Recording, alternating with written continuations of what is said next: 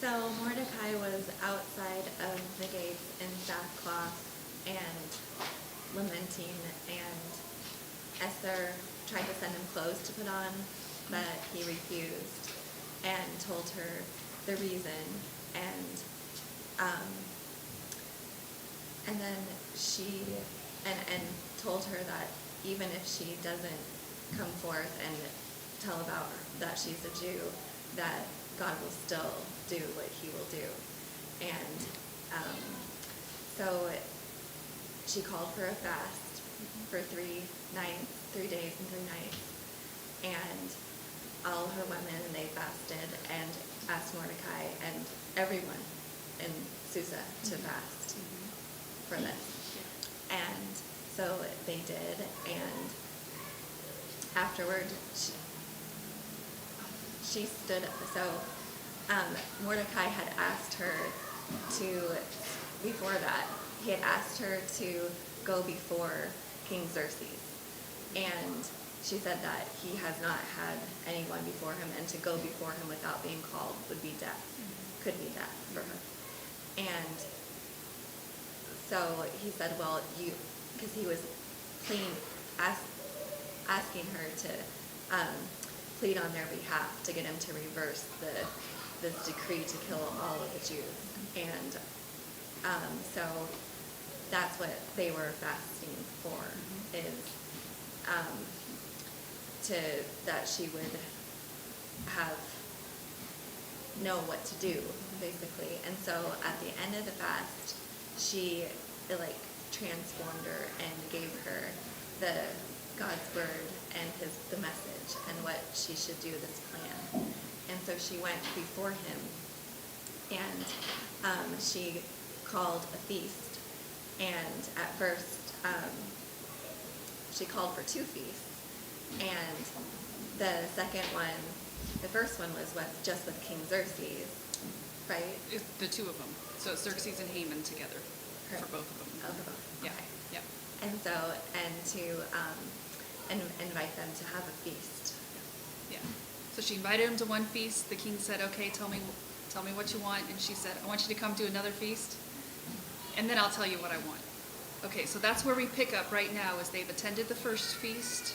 The second feast is still coming. So now we're going to look at the time between the 2 feasts. So chapter 5, verse 9. Haman went out that day happy and in high spirits. But when he saw Mordecai at the king's gate and observed that he neither rose nor showed fear in his presence, he was filled with rage against Mordecai. Nevertheless, Haman restrained himself and went home. Calling together his friends and Zeresh his wife, Haman boasted to them about his vast wealth, his many sons, and all the ways the king had honored him, and how he had elevated him above the other nobles and officials. And that's not all, Haman added. I'm the only person Queen Esther invited to accompany the king to the banquet she gave. And she has invited me along with the king tomorrow. But all this gives me no satisfaction as long as I see that Jew Mordecai sitting at the king's gate. His wife Zeresh and all his friends said to him, have a gallows built 75 feet high, and ask the king in the morning to have Mordecai hanged on it. Then go with the king to the dinner and be happy. This suggestion delighted Haman, and he had the gallows built. That night the king could not sleep, so he ordered the book of the Chronicles, the record of his reign, to be brought in and read to him. It was found recorded there that Mordecai had exposed Bigthana and Teresh, 2 of the king's officers who guarded the doorway, who had conspired to assassinate King Xerxes. What honor and recognition has Mordecai received for this? The king asked. Nothing has been done for him, his attendants answered. The king said, who is in the court? Now Haman had just entered the outer court of the palace to speak to the king about hanging Mordecai on the gallows he had erected for him. His attendants answered, Haman is standing in the court. Bring him in, the king ordered. When Haman entered, the king asked him, what should be done for the man the king delights to honor? Now Haman thought to himself, who is there that the king would rather honor than me? So he answered the king, for the man the king delights to honor, have them bring a royal robe the king has worn, and a horse the king has ridden, one with a royal crest placed on its head. Then let the robe and horse be entrusted to one of the king's most noble princes. Let them robe the man the king delights to honor, and lead him on the horse through the city streets, proclaiming before him, this is what is done for the man the king delights to honor. "Go at once," the king commanded Haman. "Get the robe and the horse and do just as you have suggested for Mordecai the Jew, who sits at the king's gate. Do not neglect anything you have recommended." So Haman got the robe and the horse. He robed Mordecai and led him on horseback through the city streets, proclaiming before him, "This is what is done for the man the king delights to honor." Afterward, Mordecai returned to the king's gate, but Haman rushed home with his head covered in grief and told Zeresh his wife and all his friends everything that had happened to him. His advisers and his wife Zeresh said to him, "Since Mordecai, before whom your downfall has started, is of Jewish origin, you cannot stand against him. You will surely come to ruin." While they were still talking with him, the king's eunuchs arrived and hurried Haman away to the banquet Esther had prepared. It really is the most entertaining chapter in the Bible, isn't it? It's great. Okay, so after that first banquet with Esther, what happens with Haman in verse 9? Well, he went out feeling very good about himself. Mhm. Very happy. Yep. Then he saw Mordecai, and Mordecai didn't stand or tremble before him, so that kind of spoiled his day. Yeah. It was rather angry. He was rather angry, yes, made him very angry. Now, so Mordecai is back outside the king's gates, I assume doing his job, but he's out there knowing this edict has been sent out. The last chapter, he was mourning, he was wearing sackcloth and ashes, all that sort of thing. What's your impression about the fact that when Haman shows up, Mordecai shows no fear?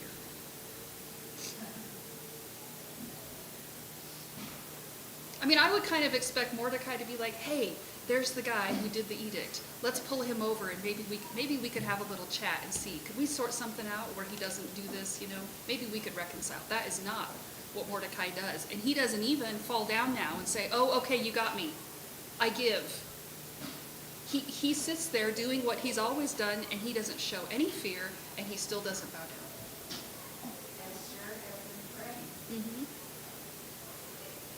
What do you think's going on with Mordecai that he won't bow down to Haman still, even knowing the kind of power Haman has? I just think he knows the priority and who's got it. Mhm. So he knows what's going to go down well for him, whether it does or not. Like you said prior, God's got this, no matter if it's Esther is successful or not, he will win this for us.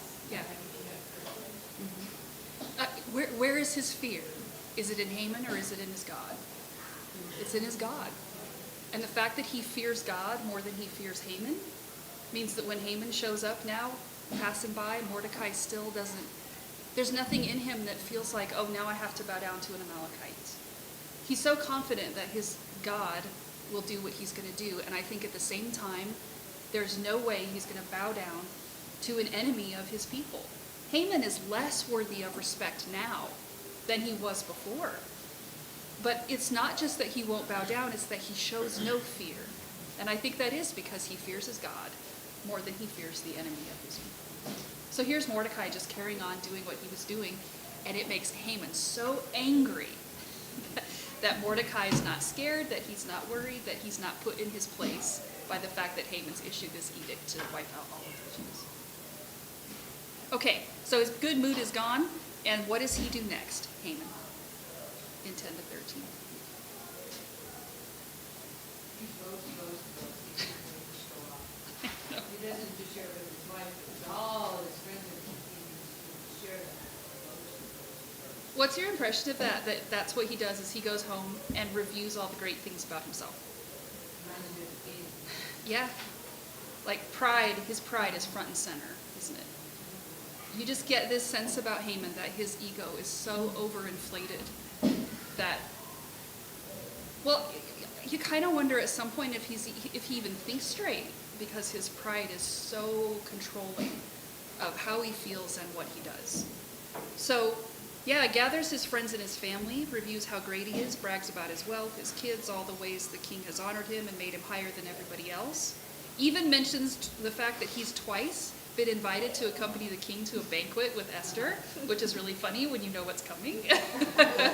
That he thinks this is like because he's special and really she's about to ambush him. But he's all about himself. But, That's it, you can't get over it. yeah, You just cannot give that up. none of that You're going to matters. destroy everything for 1 minute.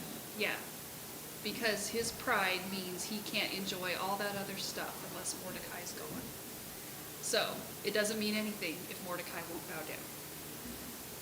It's just so vivid and so colorful how this whole chapter, it like paints the fool like completely, like in all the colors and all the like before, like of him telling all his friends and like in every detail. It's like it's so ironic and it's so foolish and humorous. Yeah, and I don't think the pride of Haman is not the main application of the story, but it's interesting just to stop and think about it. Do you see the contrast between Haman and Mordecai and how they're responding to this whole situation? Here's Mordecai sitting at the gate with an edict of destruction hanging over his people, and he has no fear. And here's Haman, who's got one guy who won't bow down to him, even though he's got all this power to do everything else he wants, and it drives him crazy. The contrast between Mordecai's calmness and Haman's desperation comes out of where their confidence is. Haman's all about his pride, and Mordecai is about the fear of the Lord, and that makes all the difference in how they approach these two situations. And so here's Haman just desperate to do something to Mordecai. You would think it'd be Mordecai who'd be the one who'd be desperate, but it's not. It's Haman who's desperate because his pride totally controls him. And it is pride that's foolish that becomes humorous at some point because you're like, this guy. Yeah. But, I mean, it always goes that way with pride because it's idolatry. I mean, it'll jerk you around. That's what pride does. And humility isn't easy, but it's incredibly freeing. And here's Haman, who's got all this power and all this wealth, but he is in bondage to his own pride. Now, I would kind of expect his wife and his friends to say, calm down already, you know? Like, if you just be patient, all the Jews are going to be gone by the end of the year, so stop worrying about it. That is not what they say. What do they say? They suggest building gallows and having it there. Mm-hmm. Did you notice how high that gallows is? 50 feet. So everybody can. Yeah. 75 feet high. So everybody, why is that important to Haman, do you think? So everybody can watch and see. He wants it public because he wants to make an example of Mordecai. I mean, here's Haman's way of saying, don't mess with him. Bow down already. There was a commentator who said the height of the gallows is the measure of Haman's pride. And I think there's some truth in that it's not just enough for him to be rid of Mordecai. He wants to be rid of Mordecai in a way that's very public and very brutal, so everybody sees what happens to somebody who refuses to give respect to him. His personal revenge. Yeah, yeah. And his wife and his friends do to Haman what the king's advisors did to him. So they stroke his ego and they tell him what they know he wants to hear. They're just doing exactly the same thing that the king's advisors do. So when it's all over, then Haman will be rid of his enemy. It'll be sensational, brutal, nobody will mess with him, and then Haman can go to the banquet with the king and have a good time. And of course Haman loves that idea, so he has the gallows set up. Well, when's he going to have this execution carried out? First thing. Yeah, like the next day. He wants it done as soon as possible before he goes to this next banquet. And it's, wow. Yeah, it's not like let's have a little trial or anything. It's just he's going to have this guy publicly executed as soon as he can get it done. Okay, now how does chapter 6 begin in verses 1 and 2?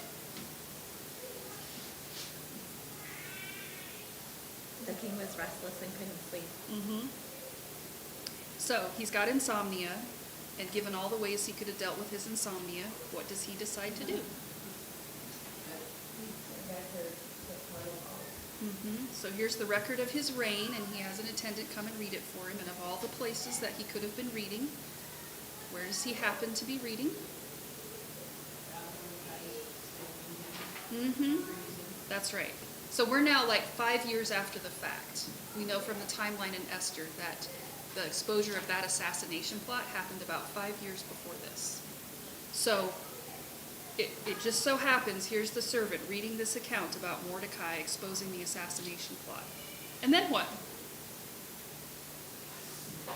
And then he wonders how is he being rewarded for this? Mm-hmm. Great. Yeah. And how has he been rewarded? He hasn't. That's very odd. So typically the Persian kings were really quick with rewards and recognition because they wanted to encourage loyalty.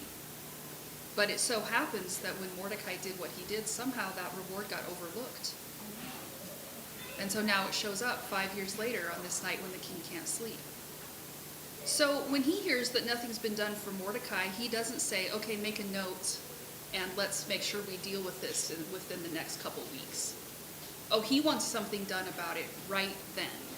So he wants the reward taken care of immediately. So what does he do?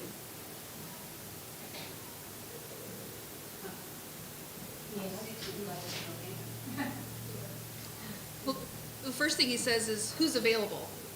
Right? I need somebody to help out with this. So who's in the court? And it just so happens, Haman's in the court. Why is Haman in the court? He's coming to ask for the murder of Mordecai. Yep. So he's there to ask permission to set up, this execution. And he's the one standing in the court when the king says who's there. So the attendants are like, Haman's standing there, and the king says, bring him in. So then what does the king say in verse 6? What should we do to honor this guy? Yeah. And how does Haman respond to that? Yeah. Good idea. So he assumes, and this is totally natural given what we've seen of his pride, he assumes that the person the king's talking about is himself. So we know Haman's got wealth, he's got power. What is it that he doesn't have enough of? Approval and admiration. So he describes what he wants for himself. And what does he want? He wants to be put on a horse with royal robes and marched around the city in front of everybody. Mm-hmm. With somebody going through the city with him saying, this is what the king does for the one he wants to honor. And here's Haman thinking, that's what's about to be done for me. I mean, you see this just deep craving for people to admire him and look up to him, and how he's just right here just laying out exactly what he would want himself. So, gives him all the details, and what does the king do in 10? Well, we'll do this. The king reveals who the most prominent person says Haman to honor Yahweh. Mordecai. Yes. So right here, it just becomes clear the king is not honoring Haman, he's honoring his enemy. Did you notice that he called him Mordecai the Jew right here? Just to rub it in a little bit, although the king doesn't even know what's going on.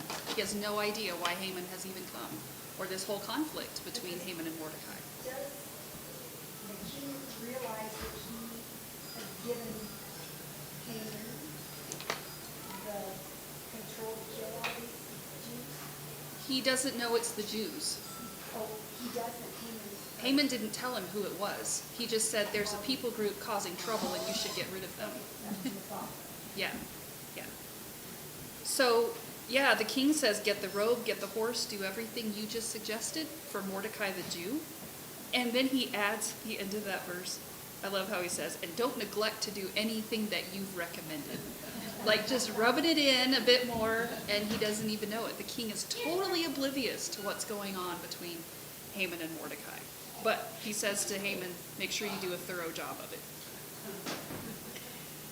So here's the king honoring the one man who won't honor Haman. The irony in that, it's amusing and it's fabulous, but it's also significant because right here, a reversal has been set in motion. Now, do you see how already Haman and Mordecai's situations are starting to get switched? They're reversing positions, and that reversal that starts right here is going to pick up speed, and it's going to carry on through the rest of the book. something right here has pivoted, where now everything that came before it is going to start to come undone.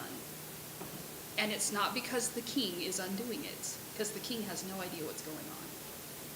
So there's this whole series of coincidences. Well, we'll come back to that in a minute. So what happens after that in 12 and 13? 11, well, first in 11. Haman did it, but he led Mordecai through the streets. I wish I could have seen it. I wish I knew what Mordecai was thinking. Yeah, I do too. But can you imagine how humiliating that must have been for Haman to have to do this? Lead that horse around and be by him. And yet, how humble Mordecai must have felt that God is doing all this. Two different humility and humble. Well, that's the thing, isn't it? Is you see, all over Scripture, God has this habit of raising up the low and bringing down the high, because he opposes the proud but gives grace to the humble. And you get a little snapshot of that right here when you see Mordecai being put on the horse and Haman being the one who has to lead him around. Already God is starting to humble the proud and elevate the humble. And I wonder too what Mordecai is thinking when he gets paraded around by Haman. Is he looking at all of this and thinking,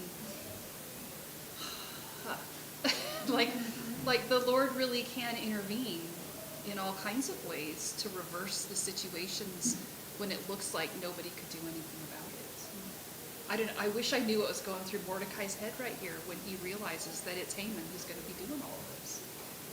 Yeah, but their situations get reversed in a really vivid way, and it's just starting. So when Mordecai's been paraded through the city, what happens next? He went back to the king's gate, but Haman went home and he was mourning his head. Mm-hmm. It's not just that Haman is an enemy of Mordecai, it's that Haman is an Amalekite and Mordecai is a Jew. So as bad as it is for Haman to have to do that for Mordecai, it's even worse that an Amalekite did it for a Jew and did it publicly. So when it's all over, Mordecai just goes back to work. But Haman is so humiliated. I mean, when he covers his head, it makes me think of, when you see people on the news going into a courthouse after they've committed a crime and the paparazzi's there. And that's the kind of picture I have of Haman. Like he's just covered his head. He's so humiliated that he doesn't want anybody to see him as he goes home. So he goes home and tells his family and his advisors, whoever, what happened. What's their response? Oh, you're in trouble now. And they do a flip-flop. That is very interesting. Is that what you would have expected? I know, that's what I would have expected. When he goes home, I would have expected his wife to say, okay, calm down, honey.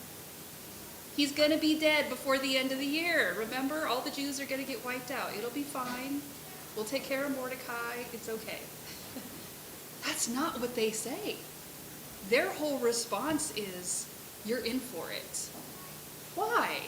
Why do they look at this situation and start to think Haman's headed for his doom, rather than, oh, this is just a little setback, try again? Unfortunately, it has to do as a wife, friends, you're out of faith in that too. Husband doesn't come down and you stay up here. They're all going Some down. humiliation for the whole family. And for some reason, she goes straight to the back of Jewish heritage. We're in trouble.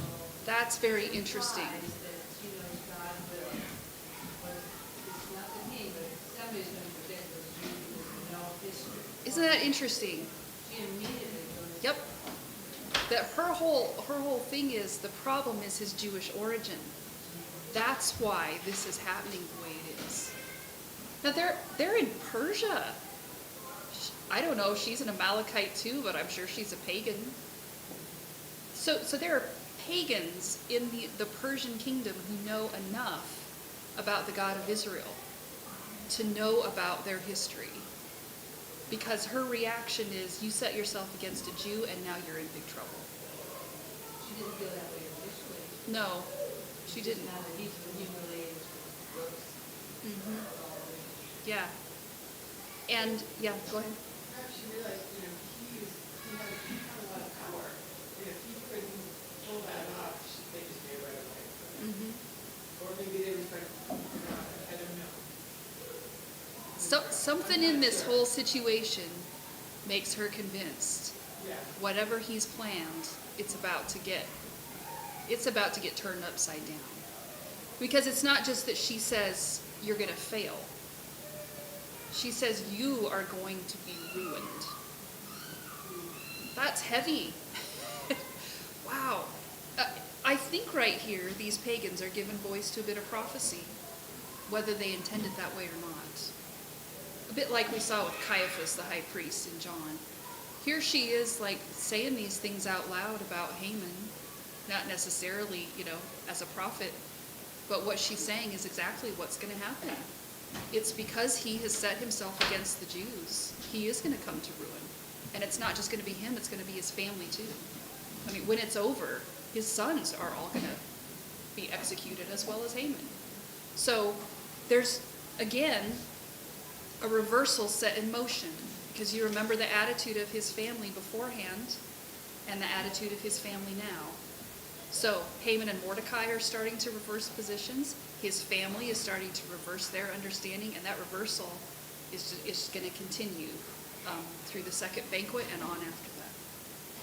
So even among the pagans, somehow, the Jews or the God of the Jews has this reputation, because God has been preserving a remnant of his people for a long, long time. And particularly if they're Amalekites and they know the history between the Jews and the Amalekites, God has been preserving the Israelites from the Amalekites for a very long time. So the doom of Haman is coming. Now, what happens in verse 14?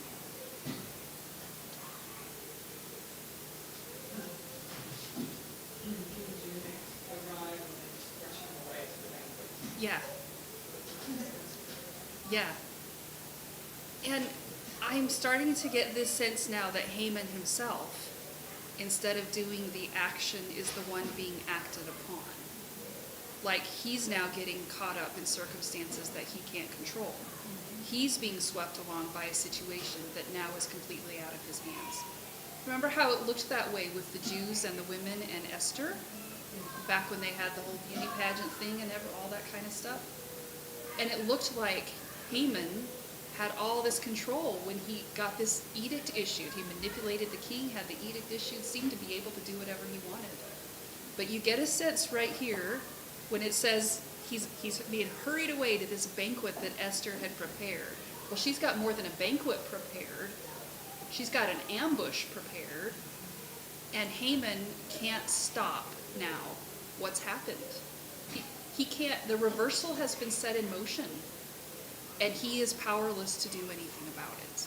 How much of the stuff that has happened in this bit does Haman have control over? None. None. He's just like this. He's like this pawn, Mhm. just this checker piece to God, and it's just like, the joke is on you, Mhm. sucker. And it's so the divine humor.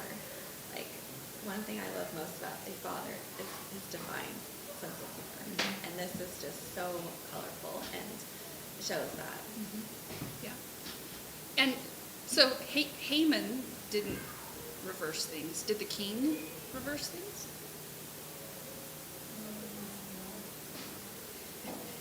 He did, but not on purpose, right? Because there's this pileup of coincidences. Well, tell me your impression of that pileup of coincidences. I mean, on the night when the king has insomnia, and it's just one thing after the other. Yeah, and Why does that it matter? He was, Perfect timing. Yeah. and that he boasted to all his family and friends about, and that he told them to build this great big gallows in the middle of town as a public spectacle. So there was this public spectacle of the gallows that was going to be his doom of his enemy, but he ended up making a public spectacle of elevating him up, not in the gallows, but on a horse. Yeah. And Haman himself is going to end up on the gallows before long. Yeah. when you see this pile up of coincidences, I mean, if it were one or two, it might not get my attention, but when there are that many, you start to think something's going on. There's someone behind the scenes who's orchestrating all these details. Someone is pulling the strings, and that's someone with a capital S. It's not just the coincidences, it's the irony, the fact that all these things are starting to reverse Haman's plans without Haman or the king having any idea what's going on. So his pride is front and center, but he's getting humbled before the chapter's over. And all of this, I think, brings us back to the fact that God never gets mentioned in the story. Because again, on the surface, you get this feeling without a mention of God. You get this feeling like he's not there. Like it appears that he's absent. And if he's not there, who's in control? Well, the king or Haman or whoever's got the most money and the most chance, karma, fate, whatever. But when you read through this without the mention of God, I mean, this is the big question of Esther. Who is in control? God is. God is in control. Even though it's quiet and it's under the surface and it's behind the scenes and it's the kinds of little details that lots of people would never necessarily be able to add up and see, oh, look how. But when you see it all fit together, it becomes so clear that God is the one who's in control. We talked last week about that verse in Proverbs 21 that says that the heart of the king is like a watercourse in the hand of the Lord, and he turns it the way he wants it to go. What did he just do to Xerxes? That's exactly what he did, and it was nothing dramatic. It was just lining up all the circumstances to get Haman to the right place at the right time to put this reversal in motion. It's not big, spectacular, dramatic. It's just all little details, and God lined them up just right. And it's not just that he's reversing people's situations. It's that there are ancient promises standing in the background of everything that he's doing. So God is not only raising up the low and bringing down the high, he is also setting in motion the fulfillment of the promise to preserve a remnant of his people and to wipe out the Amalekites. So all these things that he's orchestrating behind the scenes are going to end up fulfilling promises that have been there for 1,000 years. And he's never going to get mentioned. But there he is doing all of that stuff under the surface. But Sally, it is rather dramatic. Yeah, It is rather dramatic. it is. Because the king, as in so many cases in the Bible, people can't sleep, or when they sleep, they have a dream, or whatever. It just happens to be that book, and it just happens to turn into those pages. So it is fairly dramatic that God employs specifically an action. Yeah. There's a commentator I read who said, any deity worth his salt can do a miracle now and then, but our God is so powerful that he can orchestrate all of the details to line up exactly the way he wants in order to get the outcome that he intends. And I think it's so, it's interesting, it's powerful to think that the 75-foot gallows, which was meant to humiliate, so now being used to humiliate and sort of God's enemies. Yeah. So tall and so high. And it's interesting how you put it, God's enemies. That's the issue, isn't it? Is that they are not just enemies of the Jews, they are enemies of God because they're enemies of his people. And when God decides to bring down the proud, he will elevate Haman on this gallows. And it will be a spectacle where everybody sees what happens to God's enemies and how he keeps his promises. Yeah. There's a commentator who said, previously in Israel's history, God used mighty miracles to deliver his people and fulfill his promises. In the story of Esther, he uses ordinary events of life to bring about the fulfillment of covenant promises.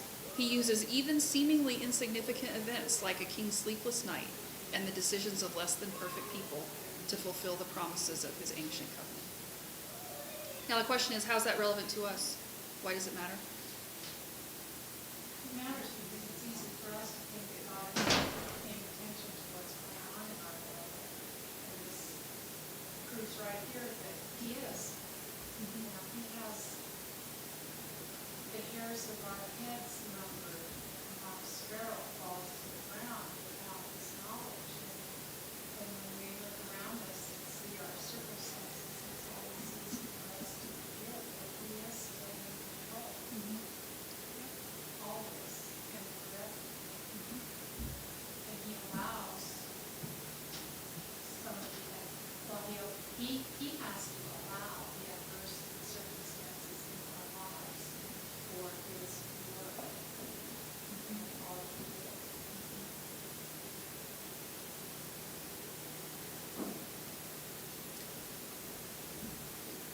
You read last week, Sherry, that Psalm 2, because I was thinking about that again. When Haman does what he does, is God standing back wringing his hands? Got to figure out what to do next. No, I mean, according to Psalm 2, the kings of the world fight against him, and he sits on his throne and laughs. And laughs. Like, nice try. And you do get that sense in this whole chapter, just the amusing, the entertaining view of people who look like they have all the power possible, and God can snap his fingers and be done with that. He can just turn all of that the opposite direction in a moment if that's what he chooses. And it's not hard for him. And he doesn't have to do a miracle like putting out the sun to make it happen. He can just do it in so many ways. He's on his throne, and he's not worried about the people succeeding in their sinful plans. I keep thinking, and from this will come Jesus. Mm-hmm. Yeah.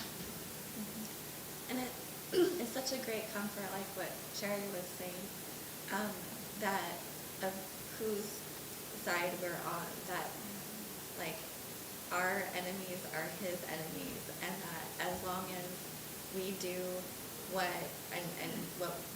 we are supposed to do, and carry out stay with him and abide in him and carry out his will, that then we can see things work out against our enemies and all of that. And it's a comfort, that he comes through every time, as long as we're steadfast and faithful, that he comes through, and he's divinely humorous. He makes light of it all. And yeah. I would amend that just a little bit, though, because if we belong to him, he is merciful and gracious to us no matter how misbehaving we are. He's not watching to see if we're obeying and doing the right thing, and then he pulls his protection away from us while we're doing wrong. But he's still merciful to us, to his children in our sin. Yeah, he'll be faithful when we are faithless. But our sin matters Yeah. because there's consequences for that. That's right.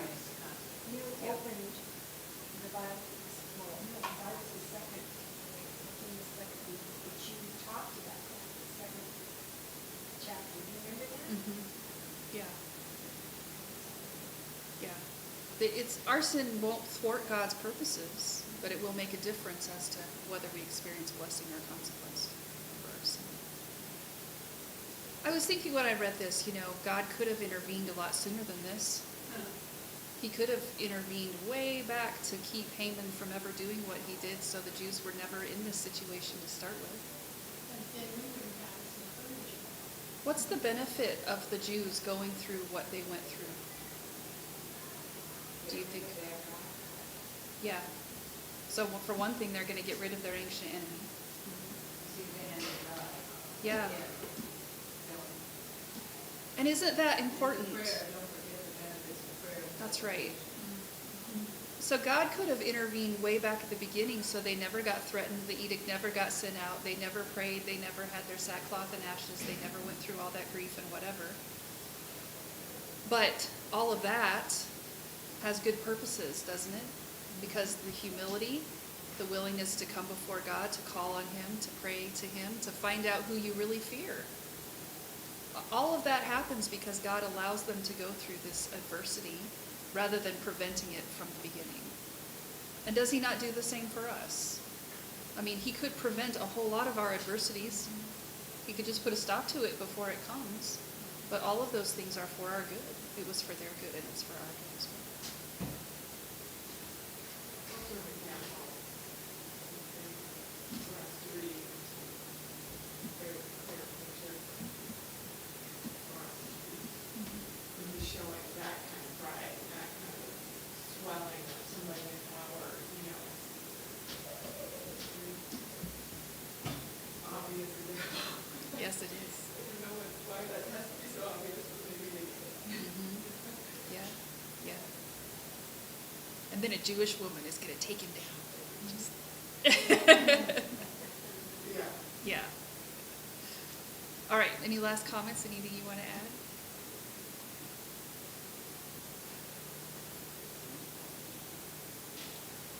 All right, we'll stop there.